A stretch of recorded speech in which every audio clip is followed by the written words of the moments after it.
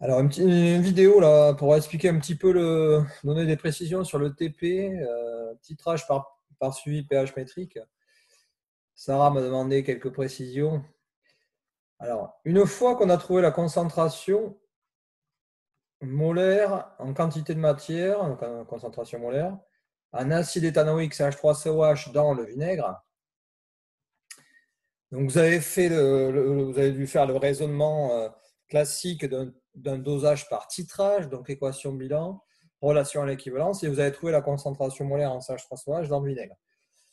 Je prends une valeur au hasard qui ne correspond pas forcément à la réalité, c'est juste pour prendre une valeur numérique pour que ça soit plus simple à expliquer. Donc, mettons que vous ayez trouvé 6 moles par litre.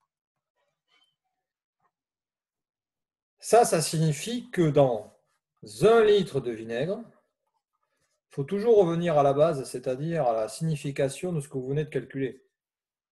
Dans 1 litre de vinaigre, vous avez 6 moles de l'espèce chimique présente dans le vinaigre, donc 6 moles de CH3COH, d'acide éthanoïque. Et vous voulez remonter au degré acétique, c'est-à-dire au pourcentage massique de CH3COH dans le vinaigre. Donc, c'est le raisonnement inverse de ce qu'on a fait précédemment. Là, on veut trouver le pourcentage massique connaissant la concentration molaire.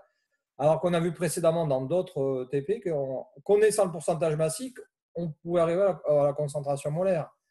Alors, qu'est-ce qu'il faut faire ici? Il faut transformer ça en masse de CH3COH. 6 moles va correspondre à une certaine masse. Évidemment, je ne donne pas la totalité du raisonnement. Mais là, vous allez voir à la fin, vous avez quand même quasiment tout le raisonnement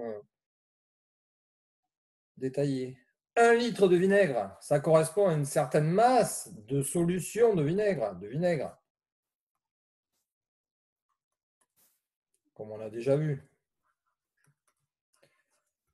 Donc, tant de grammes de CH3COH dans tant de grammes de vinaigre, mais vous pouvez en déduire facilement le pourcentage massique et donc le degré acétique, puisqu'un pourcentage massique de 10%, ça correspond à un degré acétique de 10 degrés.